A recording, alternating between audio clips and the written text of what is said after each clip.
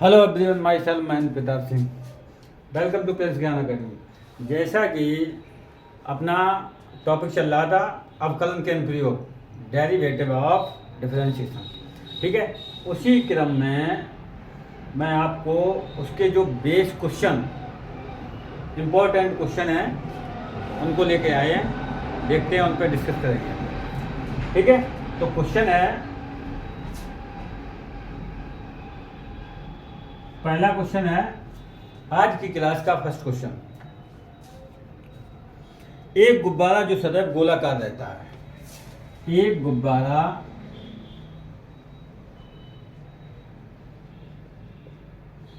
जो सदैव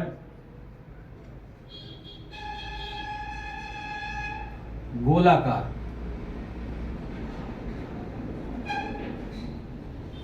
रहता है, एक गुब्बारा जो सदैव गोलाकार रहता है का परिवर्तनशील व्यास,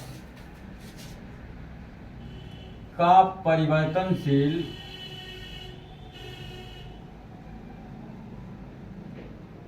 व्यास दे रखा है। परिवर्तनशील व्यास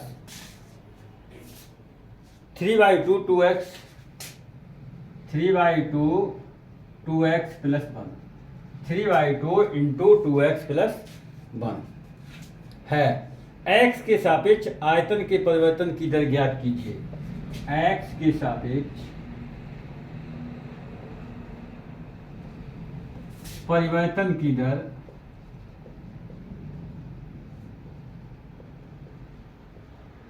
ज्ञात करो। x के सापेक्ष परिवर्तन की दर ज्ञात कीजिए,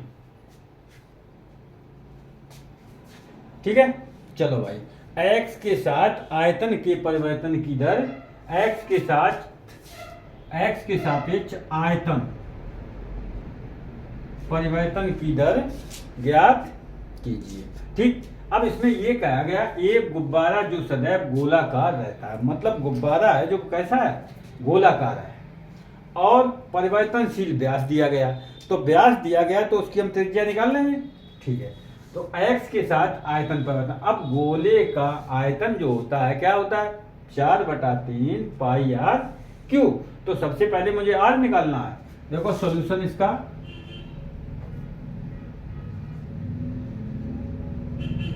सॉल्यूशन गिवन दैट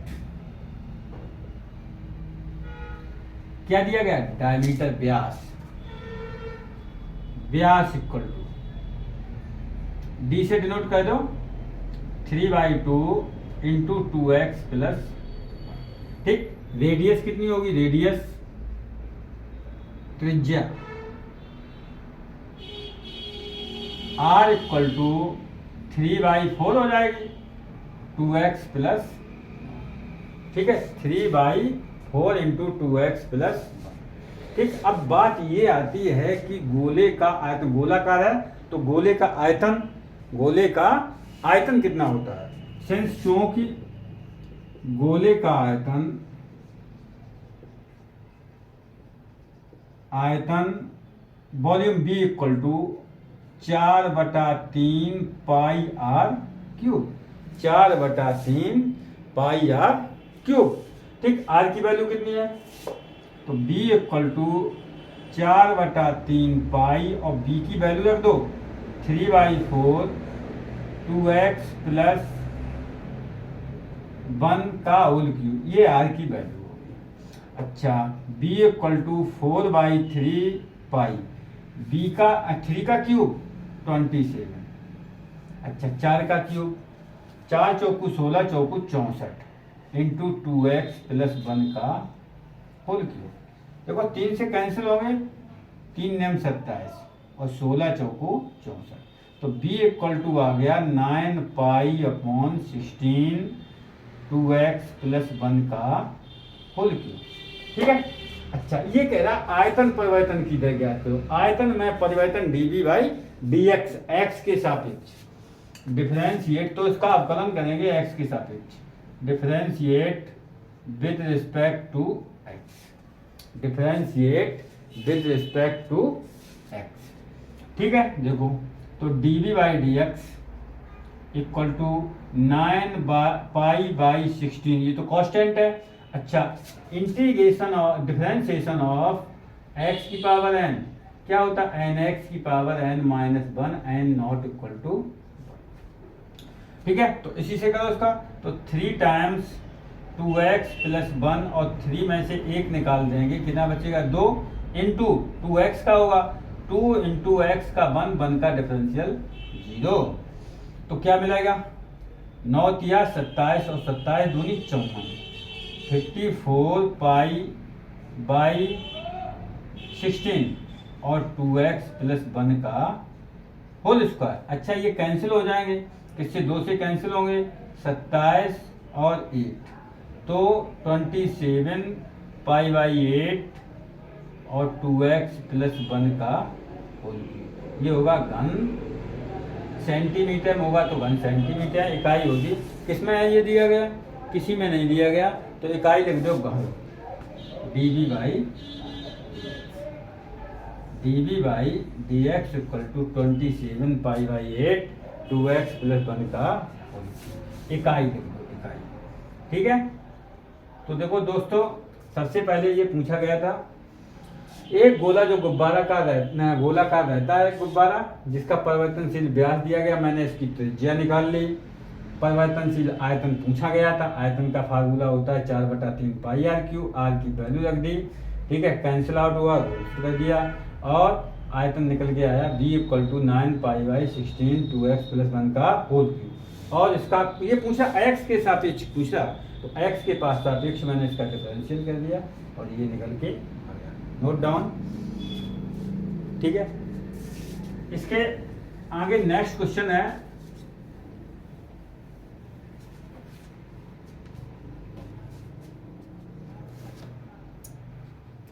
एक पाइप से रेत 12 घन सेंटीमीटर प्रति सेकंड की दर से गिर रही है। गिरती रेत, एक पाइप से रेत, क्वेश्चन है, एक पाइप से रेत 12 घन सेंटीमीटर प्रति सेकंड की दर से गिर रही है, ठीक है, 12 घन सेंटीमीटर प्रति सेकंड की दर से गिर रही है। गिरती रेत जमीन पर एक शंकु बनाती है, गिरती रेत जमीन पर एक शंकु बनाती है, एक शंकु बनाती है जिसकी ऊंचाई सदैव आधार की त्रिज्या का 6वां भाग है, जिसकी ऊंचाई आधार की त्रिज्या का 6वां भाग है, आधार की त्रिज्या का 6वां भाग है। रेत से बने शंख की ऊंचाई, रेत से बने शंख की ऊंचाई, रेत से बने शंख की ऊंचाई किस दर से बढ़ रही है, किस दर से बढ़ रही है। और आगे एक कंडीशन दे दी, जबकि ऊंचाई 4 सेंटीमीटर है, जबकि ऊंचाई 4 सेंटीमीटर है, ठीक, जबकि ऊंचाई 4 सेंटीमीटर। तो पहले क्वेश्चन को देखते हैं, एक पाइप से रेत 12 घन सेंटीमीटर प्रति सेकंड की दर से गिर रही है, 12 घन सेंटीमीटर प्रति घन। अब सबसे पहले ये देखो, घन इकाई किसकी होती है, घन इकाई किसकी होती है, आयतन की। तो ये क्या दे रखा, दर से गिर रही है, किसमें, आयतन में परिवर्तन, किसके आयतन में परिवर्तन, एक पाइप से रेत रेत के आयतन में परिवर्तन। अब जा देखो पाइप कैसा होता है, पाइप होता है हमारा घनाकार। तो देखो ये एक पाइप मैंने बना दिया और दोनों सिरे होते हैं बेताकार, ये पाइप है, ठीक। अब इसका आयतन दे रखा है, मान लिया मैंने है कितना b, तो आयतन में परिवर्तन दे रहा dv by dt equal to 12 घन सेंटीमीटर प्रति सेकंड, ठीक। और इससे रेत गिर रही है, और जो रेत गिर रही है नीचे वो एक शंकु का निर्माण कर रही है। किसका? शंकु का निर्माण। ये देखो एक ये शंकु बन गया, अच्छा बन गया थोड़ा। जो रेत है वो शंकु का निर्माण करती है। अब ये देखो बन गया एक शंकु।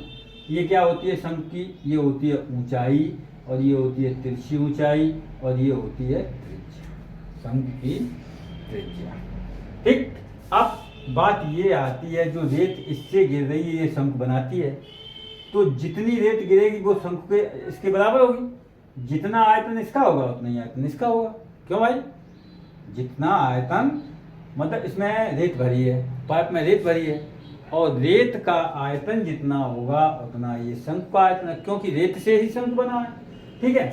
अच्छा गेती है, गेती रेत जमीन पर शंकु का निर्माण करती है। और ये कह रहा ऊंचाई आधार की त्रिज्या का कौन सा भाग है? छठा भाग है।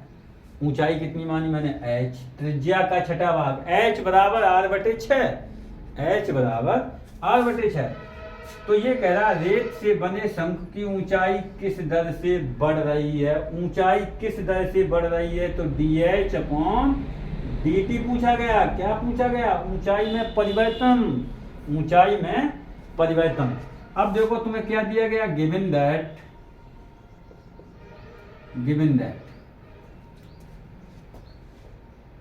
रेत का आयतन, रेत का आयतन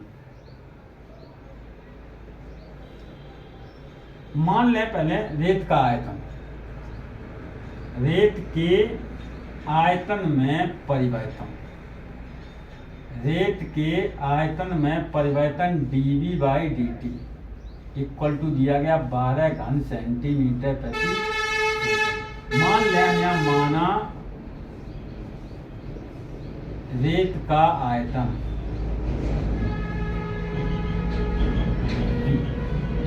ठीक है, रेत का आयतन कितना? बराबर b, और रेत के आयतन में परिवर्तन दिया गया dv/, ठीक। अब ये रेत जो नीचे गिरती है जमीन पर तो एक शंकु का निर्माण करती है, ठीक है। तो एक शंकु बन गया। शंकु की ऊंचाई भी होती है, त्रिज्या भी होती है, तिरछी भी ऊंचाई होती है, तिरछी ऊंचाई है। अब देखो तिरछी ऊंचाई का इसमें कोई जिक्र नहीं, तो उसको हम नहीं मानेंगे। तो मानेंगे जैसे माना रेत से बने शंकु की ऊंचाई, क्योंकि रेत ही से शंकु बना है, h तथा त्रिज्या r, ठीक, त्रिज्या r। अब बात ये आती है कि उसमें सवाल में ये कह रहा है ऊंचाई त्रिज्या का छठा भाग है प्रश्नानुसार, अकॉर्डिंग बाई क्वेश्चन। क्या कह रहा?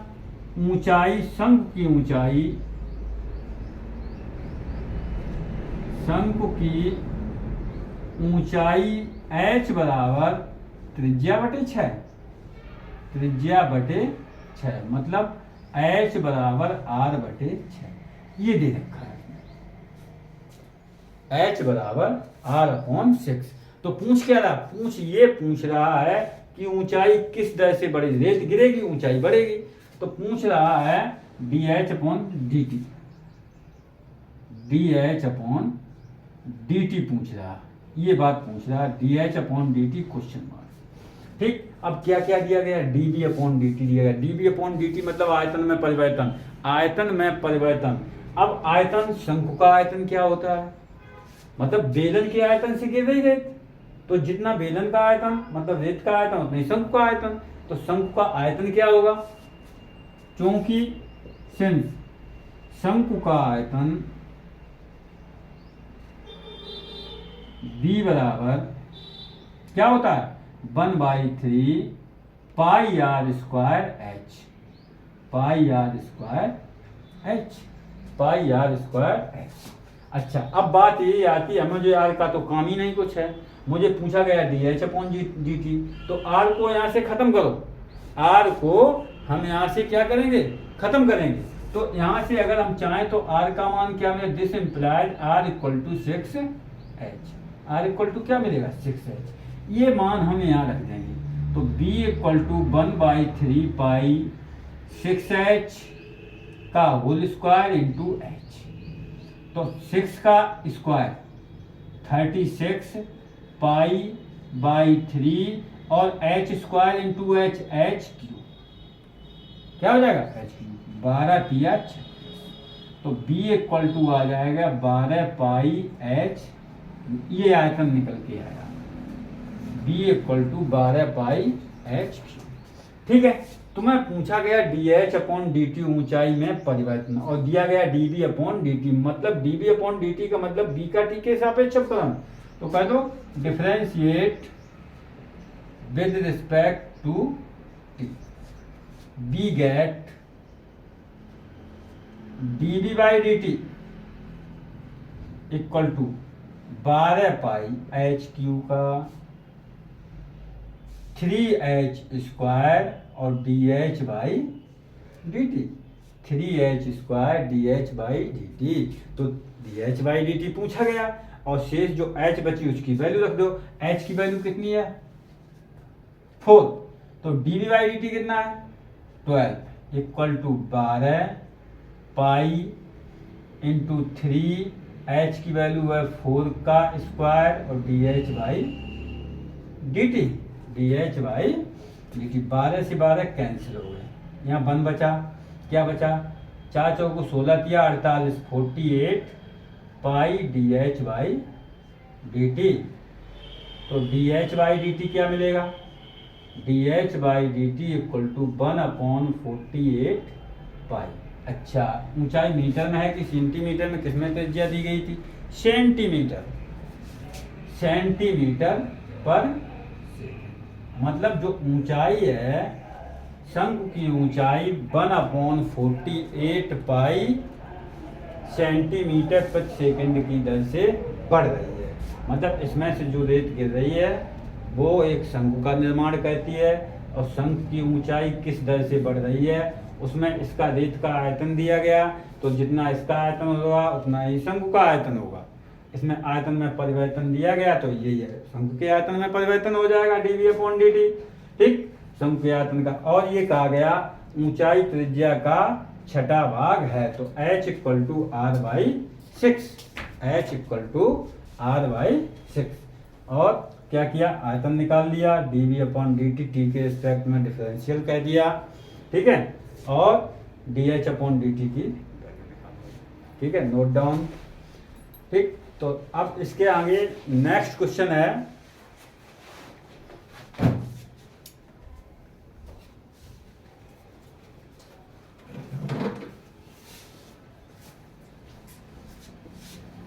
देखिए इसके आगे एक क्वेश्चन है, किसी उत्पाद की x इकाइयों के विक्रय से प्राप्त है।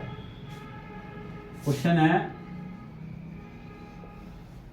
किसी उत्पाद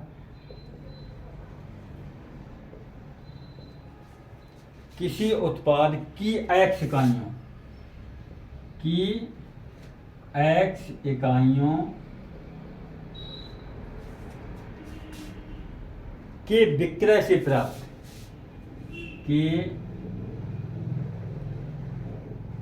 विक्रय से प्राप्त,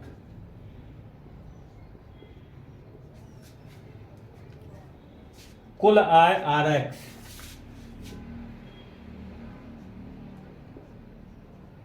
कुल आय RX से डिनोट की गई, कुल आय RX से डिनोट की गई। रुपयों में RX, रुपयों में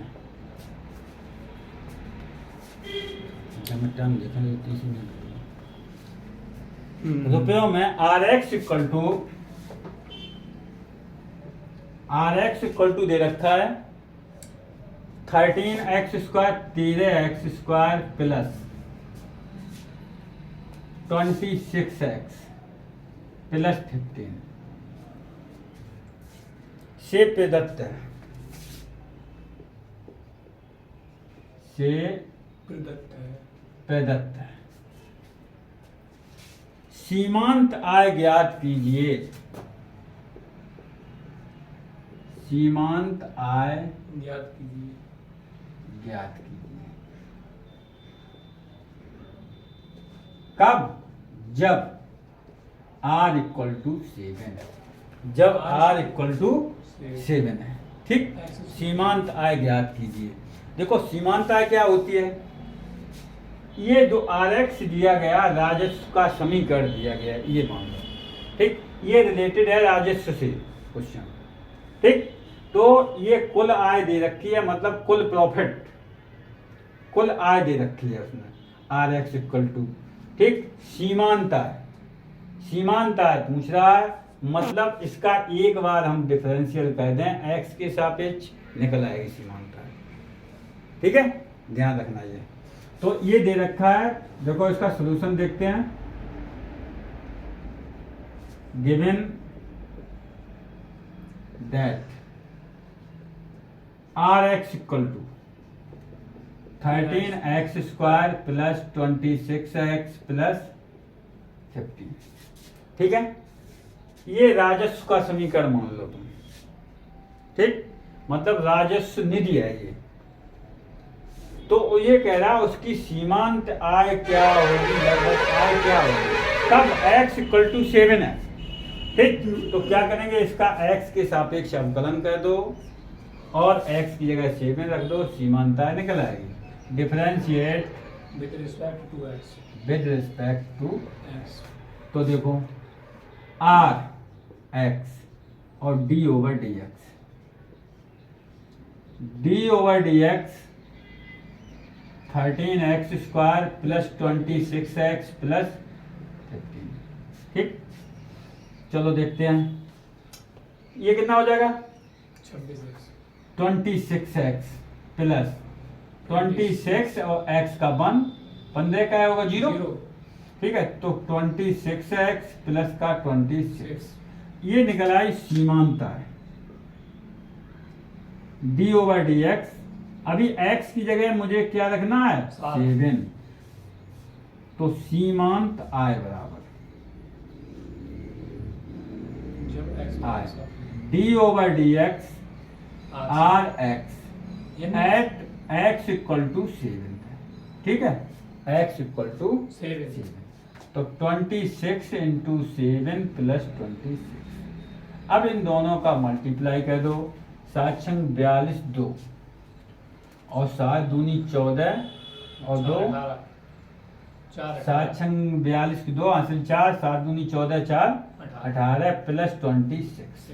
क्या मिला 8 और 10 की 0 हासिल 208। तो सीमांत आय निकली है 208। ठीक है, अच्छा और रुपए। तो अगर राजस्व का समीकरण अगर कोई दिया जाए, उसमें सीमांत आय पूछी जाए, तो क्या करेंगे, उसका एक बार हम डिफरेंशियल कर देंगे और x की जो वैल्यू दी जाए वो x की वैल्यू रख देंगे, वही आ जाएगी तुम्हारी सीमांत आय। ठीक है, चलो भाई। अच्छा, एक और क्वेश्चन देखते हैं।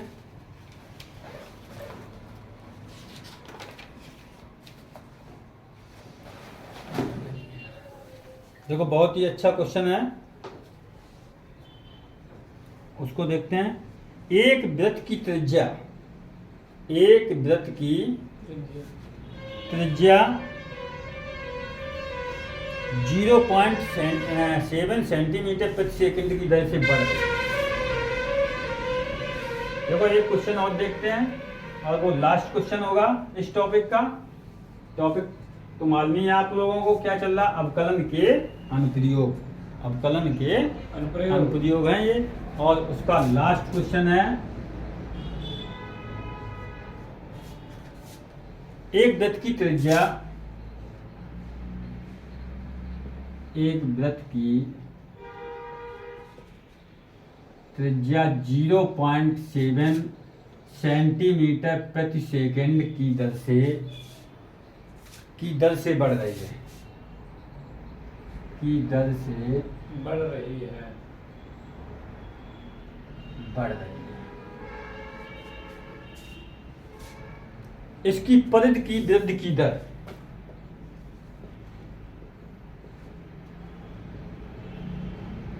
परिधि की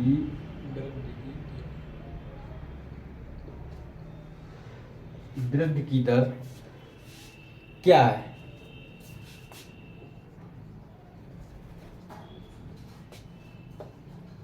जबकि R इक्वल टू 4.9 सेंटीमीटर, 4.9। तो ये क्वेश्चन एक वृत्त की त्रिज्या 0.7 सेंटीमीटर प्रति सेकंड की दर से बढ़ रही है।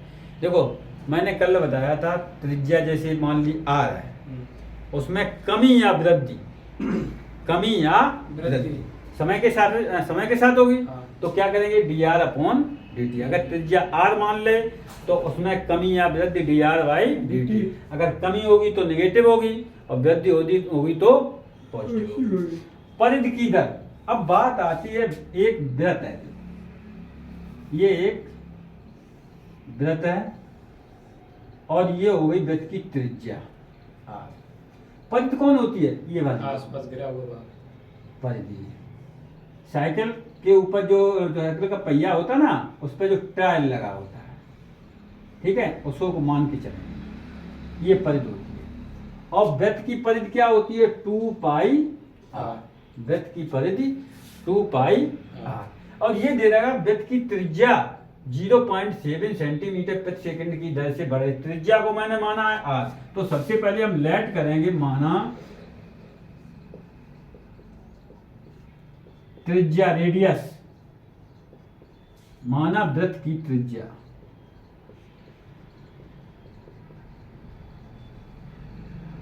Equal to r। त्रिज्या की त्रिज्या दर से बढ़ रही है। दर से बढ़ रही है। त्रिज्या में परिवर्तन, त्रिज्या में परिवर्तन दे रखा है उसने।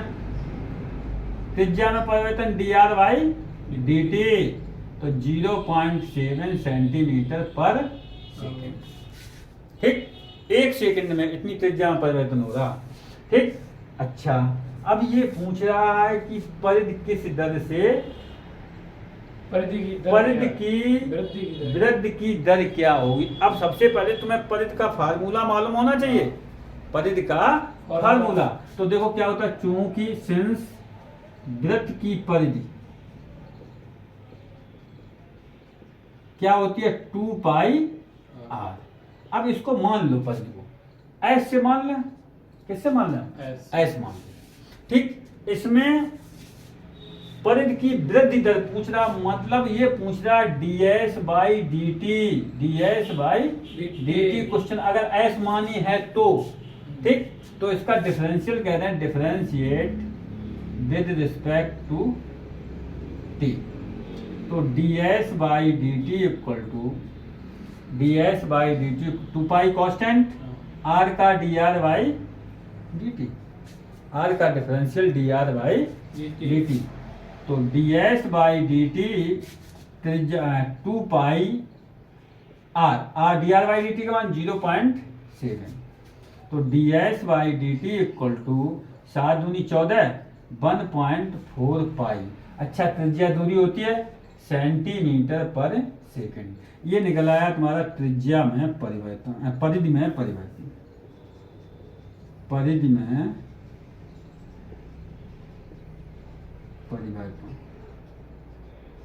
ओके, तो ये दिया गया वृत्त की त्रिज्या में परिवर्तन dr बाई dt दिया गया। परिधि होती है 2 पाई r, इसे ऐसे प्रकट कर दिया मैंने। कह रहा परिधि में परिवर्तन ज्ञात कीजिए, वृद्धि दर ज्ञात कीजिए, ds बाई dt t के सापेक्ष अवकलन कर दिया और dr बाई dt का मान। तो दोस्तों आज का क्लास यहीं पर खत्म करते हैं और आगे नेक्स्ट टॉपिक होगा तुम्हारा, इसके आगे ये अवकलन के प्रयोग में आ गया, इसके आगे जो नेक्स्ट टॉपिक होगा इंक्रीजिंग और डिक्रीजिंग, वर्धमान और ह्रासमान। ठीक है, नेक्स्ट क्लास में लेके आएंगे और उस पर डिस्कस